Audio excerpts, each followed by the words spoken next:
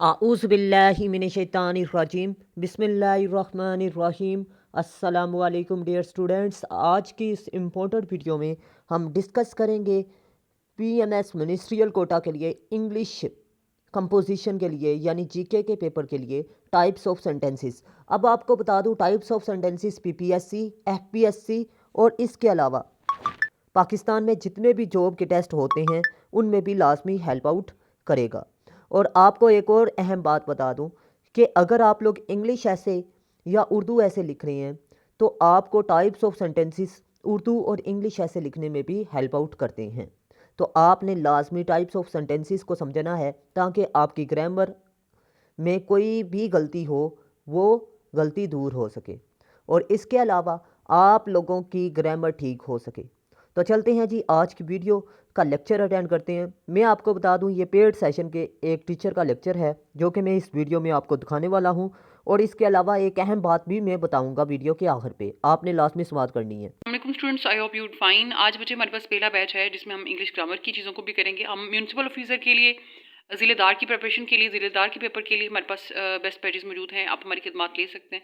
इसके अलावा PPSC, FPSC, BPSC, आप जितने भी वन पेपर से रेलिवेंट स्टूडेंट हैं वो भी हमसे कांटेक्ट कर सकते हैं। एनीवेज, आज हमारे पास टॉपिक है इंग्लिश ग्रामर का। आपको पता है कि अगर आप वन पेपर से भी बिलोंग करते हैं तो वन पेपर में भी 9 to 10 मार्क्स का पोर्शन इंग्लिश ग्रामर के हवाले से मौजूद होता है। उसमें कुछ सिनोनिम्स भी ऐड हो सकते हैं, ग्रामर के हवाले से भी हैं। जैसे कि आप एग्जाम्पल ले सकते हैं, तहसीलदार का जो रिसेंटली पेपर हुआ है उसमें भी ये इंग्लिश का ग्रामर का पोर्शन मौजूद था। उसके लिए ग्रामर को समझना हमारे लिए बड़ा ज़रूरी है जी। इंग्लिश में आज जो हमारे पास टॉपिक है बच्चे वो है सेंटेंस और काइंड ऑफ सेंटेंसेस। ठीक है, यहाँ पे आप देखें सबसे पहले हमारे पास जो लिखी हुई है डेफिनेशन वो सेंटेंस की है। सेंटेंस है क्या? बेसिकली एक फिक्रा, ये जुमला क्या होता है बच्चे? अ group of meaningful words which can convey it's meaning thoroughly is called a sentence. यानी मीनिंगफुल वर्ड्स का वो मजमुआ, वो एक कलेक्शन जो कि हमें थॉरोली अपना मीनिंग कन्वे करने में हमारे लिए हेल्प आउट हमें करता है, वो एक सेंटेंस कहलाता है। यानी बामानी अल्फाज का मजमुआ एक फिक्रा कहलाता है, अगर शॉर्ट फॉर्म में मैं आपको क्लियर वर्ड्स में बताऊं। ठीक है, अब इसकी टाइप्स जो हैं वो आगे आ जाती हैं बच्चे। इसमें सिंपल सेंटेंस है, कॉम्प्लेक्स सेंटेंस है, कंपाउंड सेंटेंस है और हमारे पास कंपाउंड एंड कम्प्लेक्स सेंटेंस है। लेकिन हम आज करेंगे किसको? आज सिर्फ और सिर्फ हम अपनी वीडियो में कम्प्लेक्स सेंटेंस को और कंपाउंड सेंटेंस को, सिर्फ इन दो को करेंगे। ठीक है, सिंपल और कंपाउंड को। बच्चे सिंपल जैसे अपने नेम्स के वैसे अगर हम प्रोनाउंस करें सिंपल तो ये हमें वैसे ही बताता है कि सिंपल का मतलब होता है सिंपल, यानी कोई ऐसा सेंटेंस जिसमें जो कि सिंपल होता है, जिसमें सिर्फ एक प्रेडिकेट होता है, एक सब्जेक्ट होता है। ठीक है बच्चे, सब्जेक्ट कोई भी ही, शी, इट, यानी कोई भी जो एक्शन डूअर होता है उसको सब्जेक्ट कहते हैं, और जो एक्शन होता है नेक्स्ट वो हमारा प्रेडिकेट कहलाता है। अगर आपको इसका भी नहीं पता तो a sentence which has only one subject and one predicate is called a simple sentence. जैसे कि आई सा अली, मैंने अली को देखा। ठीक है, एट द बस स्टॉप पे। अब आई मैं क्या हूँ? मैं एक सब्जेक्ट हूँ। ठीक है, मैंने क्या देखा है? Ali at the bus stop, मैंने अली को बस स्टॉप पे देखा। तो ये हमारे पास मेरा ये सारा का सारा प्रेडिकेट है, ये खबर है। अब खबर देने वाला कौन है? मतलब आई जो है वो मैं खुद हूँ, तो ये सब्जेक्ट हो गया, ये प्रेडिकेट हो गया। तो एक ऐसा सेंटेंस जिसमें एक ही सब्जेक्ट हो और एक ही प्रेडिकेट, यानी एक ही बंदा हो और एक ही खबर दे रहा हो, ये इसको हम सिंपल सेंटेंस कहते हैं। इसके अलावा सेकंड एग्जांपल देखें, ही विल हेल्प यू, वो आपकी मदद करेगा। यानी ही एक सब्जेक्ट है, विल हेल्प यू वो आपकी मदद करेगा, ये एक प्रेडिकेट हो गया। तो ये हमारे पास क्या एग्जांपल आ गई? सिंपल सेंटेंस की। यानी एक ऐसा सेंटेंस जिसमें एक ही सब्जेक्ट हो, एक ही प्रेडिकेट हो, वो क्या कहलाएगा? सिंपल सेंटेंस कहलाएगा।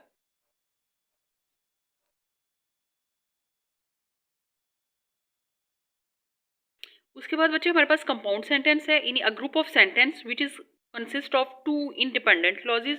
इंडिपेंडेंट क्लॉजेज के अलावा इसको हम सबऑर्डिनेट क्लॉज भी कहते हैं। ठीक है, यानी which is consist of two independent clauses. यानी इस ऊपर वाले में तो हमने देखा सिर्फ एक ही सब्जेक्ट है, एक प्रेडिकेट है, लेकिन इसमें दो इंडिपेंडेंट क्लॉज आ जाएंगे, इसको हम सबऑर्डिनेट क्लॉज भी कहते हैं।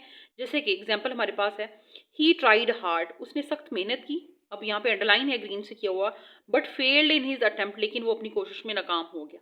ये दोनों इंडिपेंडेंट हैं, फेल्ड इन हिज अटेम्प्ट और ही ट्राइड हार्ड। इन दोनों को एक दूसरे से अलग करने से दोनों पे कोई फर्क नहीं पड़ता, तो हम इसे इसलिए कहते हैं कि ये इंडिपेंडेंट क्लॉजेस हैं। यानी ये वाला जो सेंटेंस है सब कंपाउंड सेंटेंस, ये दो इंडिपेंडेंट क्लॉजेस पर मुश्तमिल होता है। इसके अलावा अगर सेकंड सेंटेंस, सेकंड एग्जांपल देखें, आई वेंट टू लाहौर, मैं लाहौर गया, एंड विजिटेड बादशाही मस्जिद, और मैंने बादशाही मस्जिद को विजिट किया। अब आई विजिटेड लाहौर, मैंने लाहौर को विजिट किया, मैं लाहौर गया। अब ये कंप्लीट सेंटेंस है। एंड विजिटेड, आई विजिटेड बादशाही मस्जिद, तो मैंने बादशाही मस्जिद को विजिट किया, ये भी एक कंप्लीट सेंटेंस है। तो ये दोनों कंप्लीट सेंटेंसेस हैं, इंडिपेंडेंट सेंटेंसेस हैं, लेकिन एक कंजक्शन से, एक एंड से जुड़े हुए हैं, लेकिन दोनों जो हैं वो इंडिपेंडेंट हैं। तो दो इंडिपेंडेंट क्लॉजेज वाला जो एक सेंटेंस होता है उसको क्या कहते हैं? कंपाउंड सेंटेंस कहते हैं। वो अहम बात यह है कि मैंने आप लोगों के लिए पीएमएस तहसीलदार और पीएमएस मिनिस्ट्रियल कोटा और इसके अलावा सीएसएस के लिए सिर्फ और सिर्फ 6 ऐसे बनाए हैं, और ये 6 के 6 ऐसे जो से हैं डिस्क्रिप्टिव ऐसे हैं, यानी मसाइल पर ऐसे जो आते हैं। आपको बताता चलूँ कि मसाइल पर ऐसे हर साल आता है, जैसे कि वुमेन और जेंडर पर ऐसे हर साल आता है। एक ऐसे हो गया डेमोक्रेसी, प्रॉब्लम्स ऑफ लॉ, और इसके अलावा आपको रेवोल्यूशन ऑफ पावर बता दूं, इनमें से ऐसे लाजमी आता है। प्रॉब्लम्स ऑफ पॉलिटिक्स पर भी ऐसे हर साल आता है। ये 2 थीम हो गए। तीसरा थीम है जी करंट इश्यूज़, जैसे कि आप देख सकते हैं जी ग्लोबल वार्मिंग है, क्लाइमेट चेंज है, ठीक है, मतलब जितने भी करंट इश्यूज़ हैं, फ़लस्तीन इशू हो गया, कश्मीर इशू हो गया, अफ़गान इशू हो गया, ये सारे के सारे मेरे नोट्स में से क्लियर होते हैं।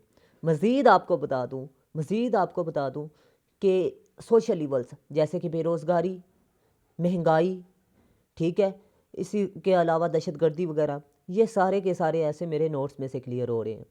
मज़ीद आपको एजुकेशन पर एक ऐसे दूंगा, जिस भी एंगल से एजुकेशन को पूछेगा मेरे ऐसे में से वो हल हो जाएगा ऐसे। अब बात करते हैं नेक्स्ट, सोशल ईवल्स भी हो गया। साइंस पर ऐसे जौन सा है, इस पर एक ऐसे दूंगा, इसमें आर्टिफिशियल इंटेलिजेंस वगैरह का ऐसे आपका क्लियर हो जाएगा। अगर मेरे नोट्स आप परचेज़ कर लेते हैं तो मैं आपको 100% गारंटी देता हूँ कि आपका ऐसे का पेपर 100% क्लियर होगा।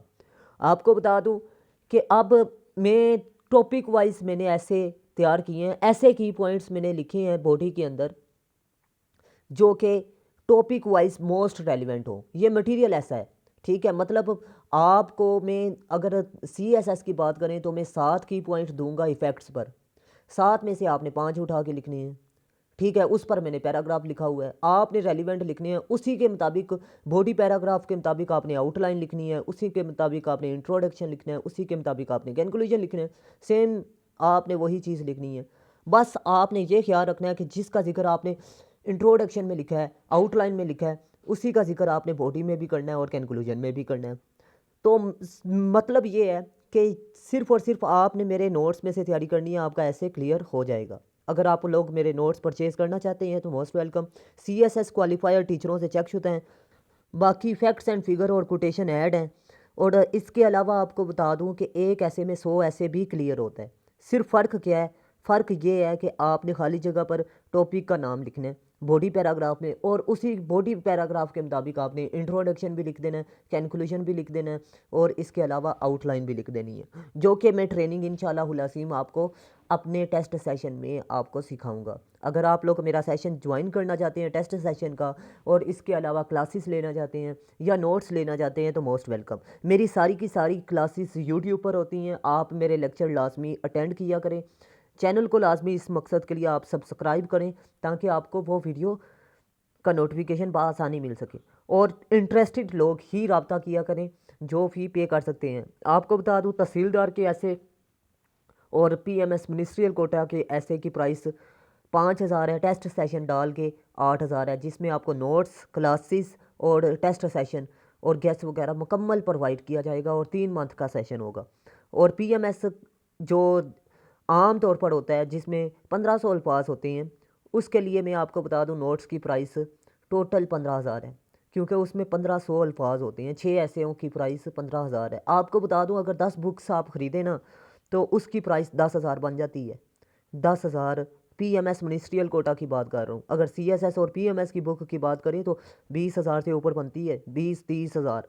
तो आप लोगों को बता दूं सीएसएस के लिए सिर्फ और सिर्फ 30,000 के आपको सारे नोट्स, क्लासेस मुकम्मल आपको सेशन प्रोवाइड किया जाएगा 3 मंथ का। अगर आप लोग इंटरेस्टेड हैं तो मोस्ट वेलकम। सिर्फ 5,000-6,000 बनता है क्लासेस एक चीज़ का, ज़्यादा से ज़्यादा। सीएसएस की बात कर रहा हूँ। अगर आप लोग मेरे नोट्स या क्लासेस लेना चाहते हैं तो मोस्ट वेलकम। अगर टेस्ट सेशन ज्वाइन करना चाहते हैं तो मोस्ट वेलकम। मैं उम्मीद करता हूँ वीडियो अच्छी लगी। अल्लाह हाफिज़। पाकिस्तान जिंदाबाद, पाकिस्तान पाइंदाबाद।